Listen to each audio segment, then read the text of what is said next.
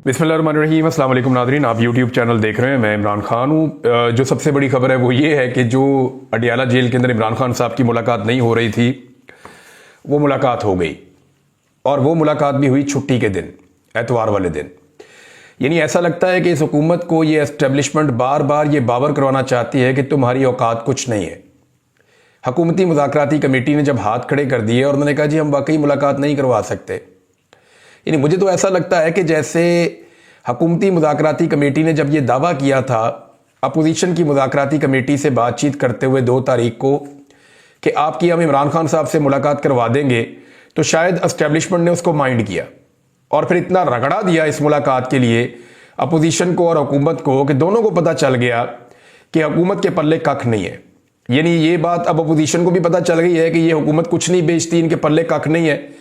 ना ये मुज़ाकरात के नतीजे में कोई एक छोटी सी चीज़ मनवा सकते हैं, ना इनकी कोई सियासी हैसियत है, ना इक़्तिदार में इनका कोई हिस्सा है, तो इनकी औकात कोई नहीं है।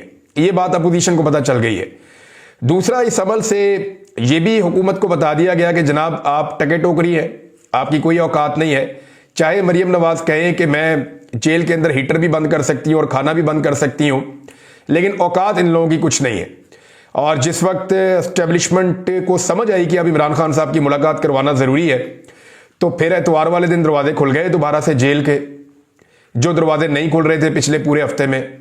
ये मुलाकात हो सकती थी ना। यानी पूरा हफ्ता ये कोशिश की गई कि किसी तरह इमरान खान साहब के मौक़िफ़ को बदला जाए, और अब उनके ऊपर जो है वो अलकादर यूनिवर्सिटी वाले केस की तलवार लटका कर, यानी सबने धमकियां लगाई कि 10 साल सज़ा हो जाएगी, कोई कहता जी 14 साल सज़ा हो जाएगी। तो जो लोग इमरान खान साहब को मिले उन्होंने कहा इमरान खान ने इसकी परवाह ही नहीं की, इसके ऊपर बात ही नहीं की। और जब इसकी बात हुई उन्होंने कहा ठीक है, जैसे बाकी सजाएं दी हैं ये भी सजाएं दे लें, कोई फर्क नहीं पड़ता इससे। यानी जिस चीज़ को इमरान खान साहब के लिए बतौर खौफ इस्तेमाल किया जाता है, इमरान खान साहब उसकी तरफ तवज्जो ही नहीं करते, उसको इग्नोर करते हैं कि ऐसी कोई चीज़ ही नहीं है और इसकी फिक्र ना करो, तुम अपनी बात करो जो बात करने के लिए आए हो।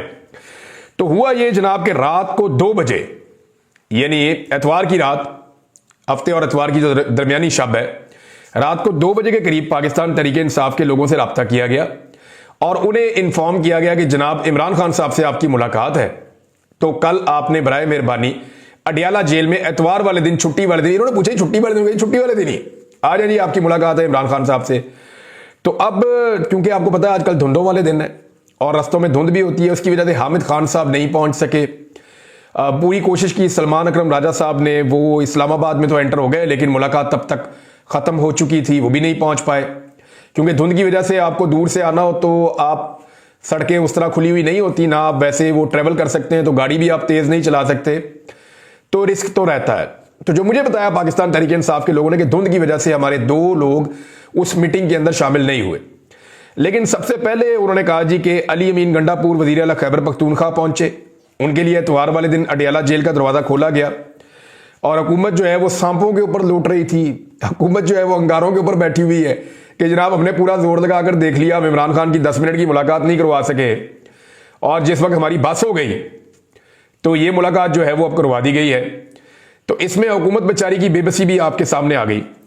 गंडापुर साहब से कोई आधा घंटा मुलाकात हुई, उसके बाद पाकिस्तान तहरीक इंसाफ के लोग पहुंचना शुरू हो गए और बाकी लोग पहुंच गए। अब मेरी कुछ सोर्सेज से बात हुई है, मुझे अंदर से कुछ खबरें हैं, कुछ मैं आपके साथ अभी शेयर करूंगा और कुछ बाद में। एक तो पाकिस्तान तहरीक इंसाफ के एक रुकन के खिलाफ शोकाज नोटिस आने वाला है और इमरान खान साहब ने जेल में बैठ के ये ऑर्डर दे दिया कि शोकाज नोटिस जारी करो, और बड़ा सख्त ऑर्डर दिया इमरान खान साहब ने, और वहां कोई बंदा भी डिफेंड करने वाला नहीं था। अब ये क्योंकि एक आधा दिन बीच में है, तो इसमें अभी कुछ और लोग पाकिस्तान तहरीक इंसाफ के जाकर इमरान खान साहब को मिलेंगे मंडे को। तो अगर इमरान खान साहब ने अपना फैसला ना बदला तो शोकाज नोटिस तो आएगा, तो उसके बाद मैं आपको सारी तफसीलात बताऊंगा। मुझे कुछ चीज़ें और भी पता चली है कि इस शोकाज नोटिस पे जब बहस हुई तो क्या चीज़ें डिस्कस हुई और किसने क्या कहा और किसने क्या जवाब दिया, और इमरान खान साहब का इसके ऊपर फिर क्या कहना था और उनका मौक़िफ़ क्या है इस सारे मामले को, शोकाज नोटिस को लेकर। बहरहाल ये तो एक चीज़ है उनकी पार्टी की इंटरनल। अब इमरान खान साहब ने जो है वो ये कहा कि जो तीसरी मीटिंग होने जा रही है हुकूमत के साथ, इस मीटिंग में हुकूमत को तहरीरी तौर पे आप दे दें और जुडिशल कमीशन की डिमांड के ऊपर, यानी ये वो वाहिद चीज़ है जिस पे इमरान खान साहब आकर डट गए जी हमें नहीं निकालते, जेलों से ना निकालें, और जेलों के अंदर अगर कारकुनों को और टाइम गुजारना भी पड़ता है तो कोई नहीं, हम फेस कर लेंगे। लेकिन जो कत्लेआम हुआ पाकिस्तान तहरीक इंसाफ के लोगों का, चाहे वो 9 मई को हुआ हो, चाहे वो 26 नवंबर को हुआ हो। 9 मई के बाद तो मैं गायब हो गया था नाज़रीन, मुझे तो पता ही नहीं था कि बाहर क्या हुआ, किस तरह हुआ। मुझे तो 142 दिन एजेंसियों ने अपनी तहवील में रखा, तो इस बीच में मुझे आइडिया नहीं था कौन पकड़ा गया, कौन छूट गया, किस तरीके से मामला चले। तो ये तफसीलात जब मैंने देखी और जब मैंने डाटा देखा और उन लोगों तक एक्सेस की कि जो लोग उस दिन कत्ल हो गए थे, जिन लोगों को उस दिन शहीद किया गया था पाकिस्तान तहरीक इंसाफ के, वो भी अच्छा खासा नंबर था। और अब 26 नवंबर को जो कत्लेआम हुआ उसका तो मैं खुद विटनेस हूं, मैंने सारी चीजें खुद रिपोर्ट की हैं, देखी हैं, सारा मीडिया देखा है, सोशल मीडिया देखा है, लोगों से राब्ते किए हैं, लोगों से मुलाकातें भी मेरी हुई हैं। तो ये तो बड़ा क्लियर है। अब इमरान खान साहब इन दोनों के ऊपर जो जुडिशियल कमीशन है इस मामले से तो बिल्कुल पीछे हटने वाले नहीं है। उन्होंने कहा ठीक है जी, मुज़ाकरात आगे बढ़ते रहेंगे। ये तकरीबन कोई 35 से 40 मिनट की मुलाकात हुई है जिसमें सारे लोग बैठे हुए थे। उससे पहले वज़ीर आला खैबर पख्तूनख्वा की आधे घंटे की अलग मुलाकात हुई है। तो इमरान खान साहब ने जो 2-4 इंस्ट्रक्शन दिए, एक तो उन्होंने कहा जी कि इसके ऊपर उन्हें कहें जी कि अब आप तैयारी कर लें कि आपने जुडिशियल कमीशन बनाना है, और फाइनली उनको बता दें कि तीसरी मुलाकात के बाद उन्होंने जुडिशियल कमीशन यह बनाना है, और अगर वो ये नहीं बनाते या वो इस तरफ नहीं आते तो फिर मुज़ाकरात फारिग हैं। ये इमरान खान साहब ने क्लियरली कह दिया है। और इसके बाद जो है इमरान खान साहब ने यह भी कहा कि जो बैरून मुल्क है उससे कोई किसी किस्म की कोई उम्मीद ना रखे। यानी ये हमारा मकसद नहीं है कि हम किसी बैरूनी मुदाखलत के नतीजे में कोई चीज हासिल करने की कोशिश करें। हाँ, इंसानी हुकूक के हवाले से हम आलमी सतह पर आवाज उठाएंगे, पाकिस्तान के अंदर भी आवाज उठाएंगे। ह्यूमन राइट्स का मामला हो, इंसानी हुकूक का मामला हो, तो वो क्योंकि पूरी दुनिया का मसला होता है, तो इसके ऊपर हमारे पास कोई और रास्ता नहीं है, हम खुलकर और जोरदार तरीके से आवाज उठाएंगे। लेकिन पाकिस्तान के अंदर जो फैसले होंगे वो पाकिस्तानी ही करेंगे। अवाम ने अपना फैसला दे दिया था, मैंडेट की सूरत में वो तस्लीम करना पड़ेगा पाकिस्तान के निजाम को। नंबर 2, पाकिस्तानी अपना फैसला खुद मनवाएंगे और हम अपना फैसला मनवाएंगे। और इस हवाले से इमरान खान साहब ने पार्टी को अहकामात दिए हैं कि बड़े मोहतात बयानात दिए जाएं और किसी से कोई मदद की उम्मीद भी ना रखे और किसी पर भरोसा भी ना करें, अपने बाजुओं पर, अपनी पार्टी पे और पाकिस्तानियों पे भरोसा करें। ये इमरान खान साहब ने बड़ा कैटेगोरिकली अपने लोगों को वहां पे कहा। और इस हवाले से वहां पे उन्हें मशवरा दिया गया इमरान खान साहब को, एक शख्स की जानिब से जो मुज़ाकराती कमेटी का मेंबर है, उन्होंने कहा जी क्यों ना हम इसमें जो है वो इन मामलात के ऊपर स्पेसिफाई कर दें कि ये बंदे बात करेंगे और सब इसके ऊपर बात नहीं करेंगे। तो इस पे भी राय जो है इसको इमरान खान साहब ने सराहा और बाकी लोगों ने कहा ठीक है, हम इसके ऊपर ये देख लेते हैं कि खास तौर पे जो खारजी मामलात हैं, जो बैरूनी दुनिया से कोई प्रेशर आ रहा है, उसमें हमने क्या स्ट्रेटेजी बनानी है, वो पार्टी फिर उस पर डिसाइड करेगी। और जो खास लोग हैं जो इन चीजों को समझते हैं वही इस पे बात करेंगे। मिसाल के तौर पे जब पाकिस्तान पे अभी मिसाइल प्रोग्राम पे पाबंदियां लगी तो उसमें पाकिस्तान तहरीक इंसाफ ने स्ट्रेट अवे विद इन 1 घंटा, यानी जैसे ही ये खबर आई 1 घंटे के अंदर अंदर पाकिस्तान तहरीक इंसाफ ने इसकी मजम्मत की और इस पे पाकिस्तान के साथ खड़ी हो गई। उन्होंने कहा जी अमेरिका ने पाबंदियां गलत लगा दी। हालांकि इस वक्त सारी दुनिया ये समझ रही है शायद पाकिस्तान तहरीक इंसाफ को अमेरिका से कोई उम्मीद लगी हुई है, लेकिन ये हुकूमत अभी तक उन पाबंदियों के ऊपर मजम्मत नहीं कर सकी। यानी शहबाज शरीफ का मुंह बंद है, नवाज शरीफ का मुंह बंद है, मरियम नवाज का मुंह बंद है, ख्वाजा आसिफ का मुंह बंद है, बाकी जितने लोग हैं PMLN के, पीपल्स पार्टी के बड़े लोग हैं, इनके मुंह बंद हैं।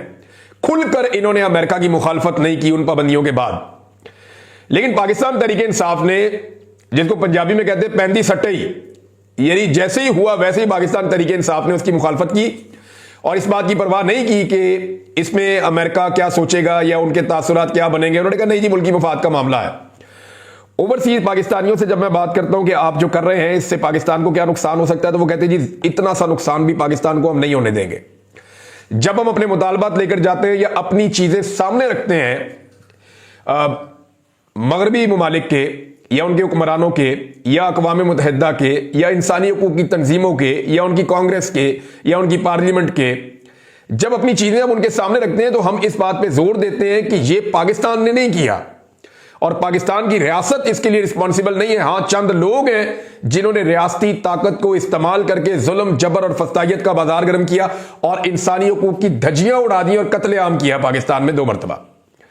तो उनके खिलाफ कार्रवाई की जाए, पाकिस्तान के खिलाफ कार्रवाई ना की जाए, ये ओवरसीज पाकिस्तानी कहते हैं बार बार। तो ये वैसे उनकी ग्रेटनेस है, वरना बेनजीर भुट्टो साहबा को मुझे याद है उन्होंने कहा था कि पाकिस्तान की जो इमदाद है उसको मशरूत कर दिया जाए इस चीज के साथ कि पाकिस्तान में डेमोक्रेसी है या नहीं है, रूल ऑफ लॉ है या नहीं है, इंसानियों की पामालियां तो नहीं हो रही। और वैसे ये मशरूत भी होता है। बेनजीर भुट्टो साहिबा की बात जो है वो उसूलन ठीक थी। उसूलन उनकी बात इसलिए ठीक थी कि जब भी दुनिया आपको इमदाद देती है तो आप उनके साथ कुछ मुआहदों में होते हैं, आपने कुछ एग्रीमेंट साइन किए हुए होते हैं, कुछ चार्टर हैं जिनका आप हिस्सा होते हैं। तो जब आप उनकी खिलाफवर्जी करते हैं तो वहां पे फिर उस वायलेशन के नतीजे में जो आपको इमदाद मिलती है या जो आपकी आलमी सतह पे मदद हो रही होती है उसमें कमी वाक़ई हो जाती है या उसके ऊपर सवालात उठना शुरू हो जाते हैं। तो बेनजीर भुट्टो साहिबा का नुक्ता कानूनी लिहाज से और दीगर तमाम नुक्ता नजर उनका जो है वो ठीक था, आप किसी लिहाज से भी देखें। लेकिन पाकिस्तान तहरीक इंसाफ उस नहज पे नहीं गई। वो ये कहते हैं जी जिन बंदों ने किया ना, जो जिम्मेदार हैं, वो बताते हैं, नाम लेते हैं। बल्कि अभी उन्होंने नाम लिया फौजी क़यादत का, जो मौजूदा है, जो पहले वाली है उनका भी नाम लिया। इसके अलावा उन्होंने IG का लिया, IG इस्लामाबाद का लिया, IG पंजाब का लिया, मरियम नवाज का लिया। उन्होंने कहा जी कि इसमें मुझे जो बताया उन्होंने शहबाज शरीफ के बारे में, वजीर दाखिला, वजीर दिफा, वजीर इतलात, इनके बारे में उन्होंने कहा जी इन लोगों ने तो बाकायदा वार्निंग दे के बंदे मारे हैं। कादी फायद ईसा के बारे में जब मैंने कल ये बात की तो मुझे बहुत सारे लोगों ने राब्ता करके कहा जी बिल्कुल आपने दुरुस्त निशानदेही की है, कादी फायद ईसा साहब को हम बिल्कुल नहीं भुला सकते, उनको इन सारी चीजों के अंदर हम शामिल रखेंगे कि जुल्म और बर्बरियत जितनी पाकिस्तान में हुई है उसमें सहूलतकारी का किरदार अदा किया गया है कादी फायद ईसा साहब की जानिब से। अभी नाज़रीन एक और डेवलपमेंट है और वो एतवार वाले दिन होती है, उस वक्त जब एक तो देखे ना इमरान खान साहब की एतवार वाले दिन मुलाकात करवाई तो ये एस्टेब्लिशमेंट के बगैर तो हो नहीं सकता। एतवार को नहीं खुलती होती जेल, ये मैं आपको बिल्कुल क्लियरली बता दूं।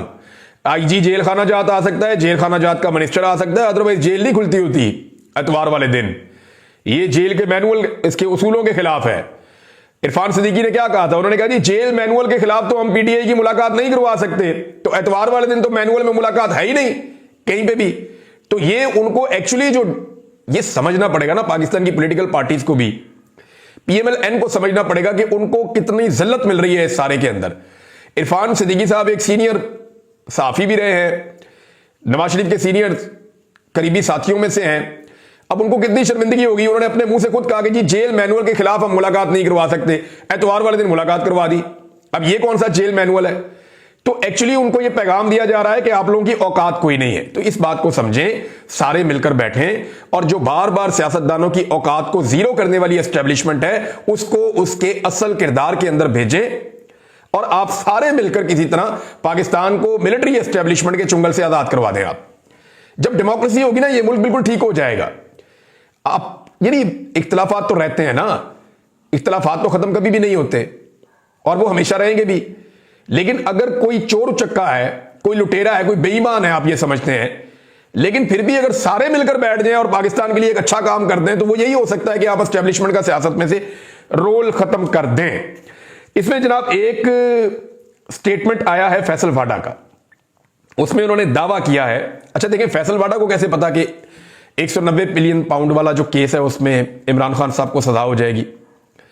फैसल वाडा साहब ने बड़ा क्लियरली दावा किया है और बड़ा स्टेट अवे उन्होंने कहा जी इमरान खान को इसमें सजा हो जाएगी, ये जो अल कादर यूनिवर्सिटी वाला केस है, और जरूर सजा होगी। और बल्कि वो ड्यूरेशन भी बताते हैं कि इमरान खान साहब को इतनी सजा कम से कम हो जाएगी। कई जो एस्टेब्लिशमेंट के करीबी जराए हैं, यानी चाहे वो सहाफी हैं चाहे वो सियासतदान हैं, वो साफ बता रहे, को कहता है 10 साल सजा होगी, को कह रहा है 14 साल सजा होगी, लेकिन इमरान खान को सजा हो जाएगी। मामला यह है कि अब कल सजा सुनाई जाएगी, ये कहा जा रहा है। तलवार इमरान खान पे लटका के आज मुलाकात करवाएगी। ये एक पैगाम दिया गया कि आज भी आपके पास मौका है, आप चीजें ठीक कर दें, अपनी पार्टी को वो बातें कह दें जो हम आपको कह रहे हैं, अदरवाइज कल फिर सजा है। इमरान खान ने उस पर बात ही नहीं की। लोग आए, उन्होंने सियासी बात की, जो बात बनती थी वो करके उन्होंने कहा अब तुम जाओ जाके अपना काम करो। तो दो चीजें कही है, एक बड़ी अजीबोगरीब चीज फैसल वाडा ने कही है जो बड़ी खतरनाक है। उन्होंने कहा कि इमरान खान साहब की पार्टी में उनके रिश्तेदार जेल में कत्ल की साजिश कर रहे हैं। अब इमरान खान के रिश्तेदार कौन हो सकते हैं? उनकी बहनें क्या उनको कत्ल करना चाहती हैं? या इमरान खान की बीवी जिन्होंने अपनी जान खतरे में डाल दी थी, वो इमरान खान को कत्ल करना चाहती हैं? जो बनी गाला में बंद थी, वहां से अदालत में रुजू करके उसने कहा जी मुझे जेल में बंद करो, वो कत्ल करना चाहती है? या वो बहनें जो हर जगह पे अपने भाई के पीछे पहुंचती हैं, वो कत्ल करना चाहती हैं? वो बहनें जो खुद जेल के अंदर बंद हो गई, वो कत्ल करना चाहती हैं? जो रोजाना धमकियां सुनती हैं, वो कत्ल करना चाहती हैं? वो बहन कत्ल करना चाहती है जिसका अपना बेटा 10 साल की सजा काट रहा है, वो इतना बड़ा दिल करके कहती है कोई बात नहीं, मेरा बेटा मुल्क के लिए खड़ा है और हक के साथ खड़ा है। तो मामला यह है कि ये एक बड़ा भोंडा और अजीबोगरीब किस्म का नैरेटिव है जो फैसल वाडा साहब की तरफ से लॉन्च करवाया गया। लेकिन इसमें एक बात उन्होंने कही कि इमरान खान साहब की जान खतरे में और इसके असरात पाकिस्तान की सियासत पर 50 साल तक रहेंगे। अच्छा, यह बयान उस वक्त फैसल वाडा की जानिब से दिलवाया गया जब इमरान खान साहब की पार्टी को एक पैगाम यह भी दिया गया था कि आप सिक्योरिटी का बहाना बना दें, आप ये कहें कि इमरान खान की जान खतरे में, लिहाजा इमरान खान साहब को कहीं और मुंतकिल किया जाए, तो सिक्योरिटी का बहाना आपका मानते हुए हम इमरान खान साहब को मुंतकिल करवा देंगे खैबर पख्तूनख्वा में या बनी गाला में। तो इस पे इमरान खान साहब ने मानने से इनकार कर दिया था। इस तजवीज को उन्होंने आते ही रद्द कर दिया था। 2 मरतबा तो यह तजवीज आई है, 3 मरतबा उन्हें पाकिस्तान से बाहर भेजने का भी इमरान खान साहब को ऑफर किया गया। अब फैसल वाडा साहब ने यह एक्चुअली दोबारा से दाना डाला है कि जनाब मैं आपकी सिक्योरिटी के लिए थ्रेट्स पैदा करता हूं और आपकी सिक्योरिटी के थ्रेट्स पैदा करके आप आने वाले दिनों में देखेंगे मीडिया पे भी अब इमरान खान की जान को खतरा, इमरान खान साहब की सिक्योरिटी थ्रेट, ये चीजें करेंगे और फिर मौका देंगे पाकिस्तान तहरीक इंसाफ को, जनाब आप जाएं जाके अदालत में कहें कि इमरान खान की जान खतरे में है, तो हम ये कह देंगे जी हम उनको शिफ्ट करवा देते हैं, तो इस बुनियाद पर इमरान खान साहब को कहीं शिफ्ट कर देंगे। लेकिन फिलहाल इस वक्त तक इमरान खान साहब ये नहीं मान रहे, उनको मानना भी नहीं चाहिए। अडयाला जेल से विक्ट्री साइन बनाता हुआ अगर इमरान खान निकला तो वो इस मुल्क की सियासत का सिकंदर होगा। लेकिन अगर इमरान खान साहब कहीं पे जाके हाउस अरेस्ट हो जाते हैं और वहां से बाद में रिहा कर दिया जाता है उन्हें एक रोपकार भिजवा के, और वहां से सिक्योरिटी सिर्फ हट जाती है, तो वो वैल्यू कभी भी नहीं बनेगी। इमरान खान साहब इस बात को बहुत अच्छी तरह जानते भी हैं। अब मामला यह है नाजरीन के फैसल वाडा साहब का ये स्टेटमेंट अगर आप इसको गौर करें तो ये आपको बहुत सारी चीजें बता रहा है कि इमरान खान साहब के कत्ल की साजिश हो रही है और 50 साल तक सियासत पे असरात होंगे। तो ये 50 साल आपने बड़ा अजीबोगरीब टाइम बता दिया, 5 दिन के अंदर काया ही पलट जाएगी, खुदा ना खास्ता, अल्लाह ना करे। ये वो दौर नहीं है जब लोगों को दबाया जा सकता था। अभी आप वैसा कोई एडवेंचर पाकिस्तान में कोई सोचे भी ना, खुदा ना खास्ता इमरान खान को कुछ हुआ तो ये निज़ाम अपनी मौत आप मर जाएगा मिनटों के अंदर ही, और ये बात ये निज़ाम बड़ी अच्छी तरह जानता है। तो ऐसा कोई एडवेंचर मुझे नहीं लगता कि करना चाहिए किसी को, इससे परहेज करना चाहिए और इससे अपने आप को बचाकर रखना चाहिए। और सबको यह पता है कि इमरान खान के साथ पाकिस्तान की कौम खड़ी है, अगर उसे कुछ हुआ तो कौम ईंट से ईंट सारों की बजा देगी, ये सारे ही जानते हैं। नाजरीन, ये इमरान लालिका साहब हैं, इन्होंने एक ट्वीट शेयर किया है और इसमें बता रहे हैं कि बच्चों को जो स्कॉलरशिप दी जा रही है पंजाब में, वहां पे बच्चों से कहा गया है कि एक मजमून लिखें कि आपको स्कॉलरशिप क्यों चाहिए, कैसे चाहिए, किस तरह चाहिए, और एंड में मरियम नवाज की आप तारीफें करें, उनका शुक्रिया अदा करें। आप अंदाजा करें ये कितने नरगिसियत का शिकार है। जिधर इनको कोई प्रोजेक्ट मिलता है उसके अंदर नवाज शरीफ का, मरियम नवाज का नाम ठोक देते हैं, शहबाज शरीफ का नाम ठोक देते हैं, हमजा शहबाज का नाम लगा देते हैं। इन्हें अपने नाम से कितना प्यार है, इसको नरगिसियत कहते हैं। लैट्रिनों तक के ऊपर इन्होंने अपनी तस्वीरें और अपने नाम लगा दिए हैं, बसों के ऊपर अपनी फोटो और अपने नाम लगा दिए, और सारे सरकारी खर्चे पे गरीब आदमी को सरकार के खाते में जो आटे की थैलियां जाती थी उनके ऊपर भी इन्होंने अपनी फोटोएं चिपका दी, अपने मुंह चिपका दिए इन्होंने। जो सैलाब जदगान को मदद जा रही थी, जो सरकारी पैसा था, उसके ऊपर भी इन्होंने अपने मुंह चिपका दिए। तो हर जगह के ऊपर इन्होंने इवन पैसा देके पाकिस्तान का, वहां अमेरिका के अंदर वहां पे जो बड़ी स्क्रीन है उसके ऊपर भी जनाब अपना मुंह चिपका दिया। कितना शौक है इनको अपनी शक्ल को हर जगह ले जाने का, अपना नाम हर जगह ले जाने का। यह शौक सिर्फ इनको नहीं है, जिसके दिमाग में भी डिक्टेटरशिप होती है ना, उसको यह शौक होता है। यह शौक शेख हसीना वाजिद को भी था। अभी हाल ही में 14 इदारे ऐसे हैं बांग्लादेश के अंदर जिनका नाम दोबारा बदला गया है, और लगातार यह सिलसिला वहां पे चल रहा है। शेख हसीना वाजिद की हालत यह थी कि हर चीज के ऊपर वो अपना और अपने वालिद का और अपने दादा तक का नाम लगा देती थी। यानी शेख लुत्फुर रहमान का नाम भी इदारों के ऊपर रखा गया, बल्कि इदारों का नाम उनके नाम के ऊपर रखा गया। बल्कि 11 साल बच्चा इनके खानदान में फौत हो गया था, उसके नाम के ऊपर भी इन्होंने इदारे बनाए हुए हैं। अंदाजा कीजिए आप। तो डिक्टेटर्स का यह बड़ा शौक होता है, आने वाले वक्त में ये अपने बच्चों के नामों, इनका बस चले पाकिस्तान के नोट के ऊपर अपनी शक्ल छापते हैं।